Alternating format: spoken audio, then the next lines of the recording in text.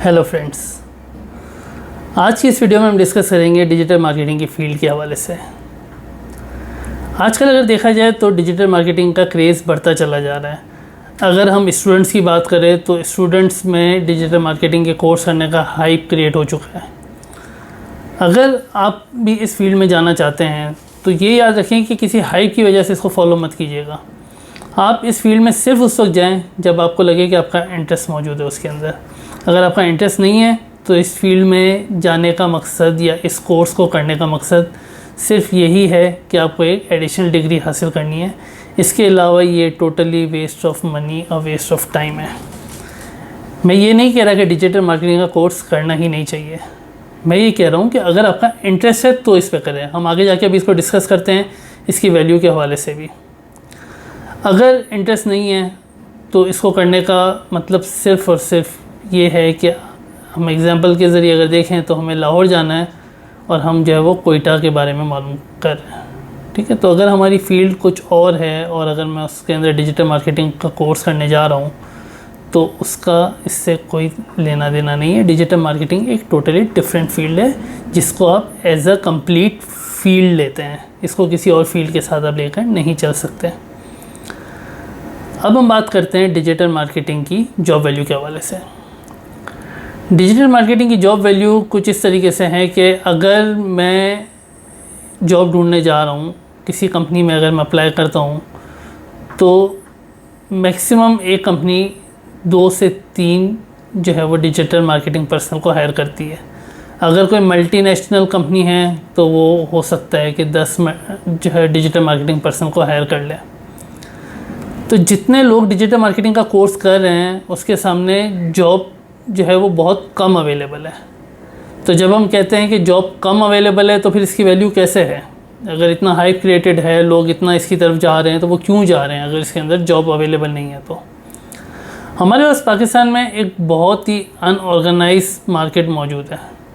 Unorganised means कि जिसके अंदर हमारे पास ऑप्शंस बहुत मौजूद है कि हम उसको अप्रोच कर सकते हैं और उसको डिजिटल मार्केटिंग सर्विसेज हम सेल आउट कर सकते हैं।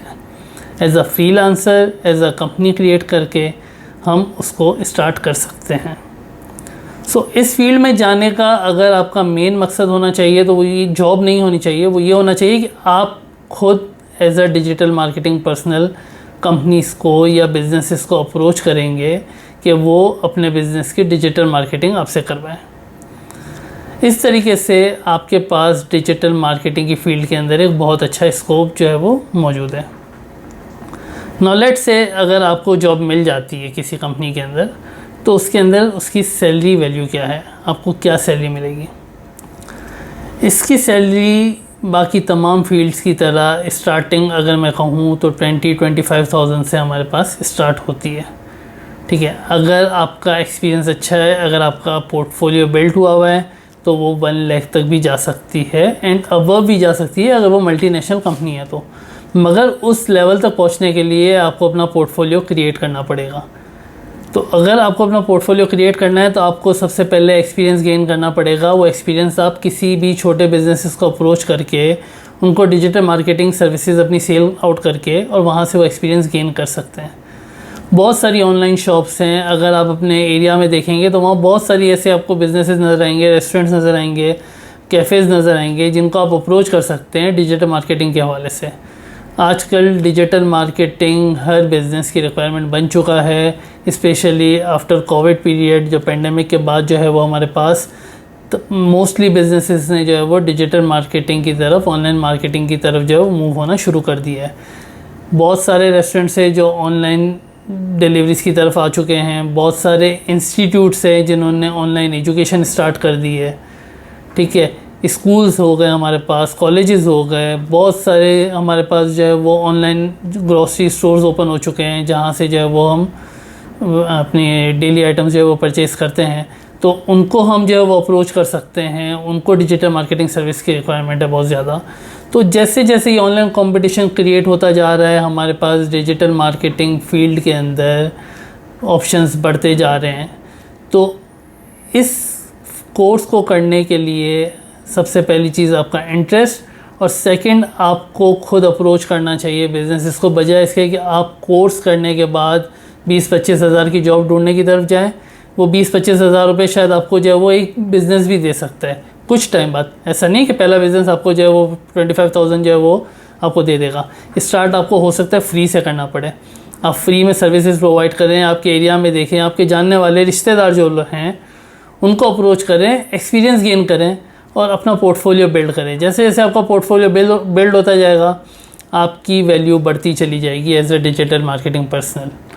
और जैसे जैसे आपकी वैल्यू बढ़ेगी, आप उस हिसाब से अपने चार्जेस को भी बढ़ाते चले जाएंगे, डिफरेंट बिजनेसेस को अप्रोच करेंगे और उसके अंदर फिर आपके पास एक अच्छा जो है वो बिज़नेस मार्जिन मौजूद है जिसके अंदर आप वर्क कर सकते हैं। डिजिटल मार्केटिंग के लिए कोई कोर्स करना चाहिए या नहीं करना चाहिए? बिल्कुल करना चाहिए। अगर आपका इंटरेस्ट है तो आपको कोर्स करना है, ठीक है। आप कोई भी किसी भी इंस्टीट्यूट से कोर्स करें, बेसिक आपको ज़रूरी है। यूट्यूब से भी स्टार्ट कर सकते हैं आप, यूट्यूब पर मौजूद है डिजिटल मार्केटिंग के फ्री कोर्सेज मौजूद है, आप वहाँ से सीखें। आपको आइडिया होगा कि आपका इंटरेस्ट उसमें बन भी रहा है या नहीं बन रहा। ऐसा ना आप कोर्स ज्वाइन कर लें और फिर आपको लगे कि नहीं ये तो मेरा फील्ड ऑफ इंटरेस्ट है ही नहीं, ये तो बहुत ज़्यादा बोरिंग हो रहा है या मैं ये नहीं कर पाऊँगा या कर पाऊँगी, ठीक है। तो उस तरफ जाने से पहले आप यूट्यूब के कोर्सेज़ देखें, यूट्यूब पे वीडियोज़ अवेलेबल हैं, आप उनको देखें, वहाँ से सीखने की कोशिश करें। आपको बहुत सारी चीज़ें वहाँ से समझ आ जाएगी। लेकिन सिर्फ यूट्यूब पर ही ना रहें, आप उसके बाद कोई जो है वो डिजिटल मार्केटिंग एक्सपर्ट के साथ ज्वाइन हो जाएं सीखने के लिए या उसके अंडर में वर्क करने के लिए, चाहे फ्री में करें चाहे एज इंटर्न ही करें, ठीक है। लेकिन आप उस चीज़ को गेन करें, उस एक्सपीरियंस को गेन करें। किसी भी एक्सपर्ट के साथ बैठ के आपका अगर कोई जानने वाला है तो उससे डिस्कस करें, वहाँ से आइडियाज़ लें कि किस तरीके से काम होता है और ऐसे ऐसे अपने आपको ग्रो करते जाएं। फ्यूचर के अंदर डिजिटल मार्केटिंग की वैल्यू में बहुत ज़्यादा इजाफा हो जाएगा। फिर एक चीज़ हमारे पास आती है कि लोग डरते हैं डिजिटल मार्केटिंग में जाने के वाले से कि इसमें कोडिंग होगी, हमें कोडिंग आनी चाहिए इसके लिए। ऐसा नहीं है कि आपको कोडिंग आनी चाहिए, इसके लिए कोई हार्डकोर कोडिंग की ज़रूरत नहीं है। एक बेसिक आपको HTML कोडिंग की रिक्वायरमेंट होती है, थोड़ी सी CSS आपको आनी चाहिए और वो जहाँ से भी आप कोर्स करेंगे उसके अंदर वो इंक्लूडेड होता है। तो जहाँ भी आप कोर्स कर रहे हैं उसकी आउटलाइन के अंदर देख लें कि HTML और बाकी छोटी मोटी जो है वो कोडिंग्स उसके साथ जो है वो इंक्लूडेड है, उस कोर्स आउटलाइन के अंदर मौजूद है या नहीं है। तो वो बेसिक कोडिंग आपको आनी चाहिए, वो कोर्स के अंदर इंक्लूडेड होती है। ऐसा नहीं है कि आपको जो है वो पहले से कोडिंग आती है तो आप जो है उसके अंदर आपको कोई बेनिफिट होगा। अगर आप उस कोर्स के अंदर भी जो कोडिंग कर रहे हैं, इट्स इनफ, वो कोडिंग आपके लिए काफ़ी है। देन फिर एक चीज़ जिससे हम डरते हैं, इंग्लिश लैंग्वेज। इंग्लिश लैंग्वेज कितनी यूज़फुल है इसके अंदर?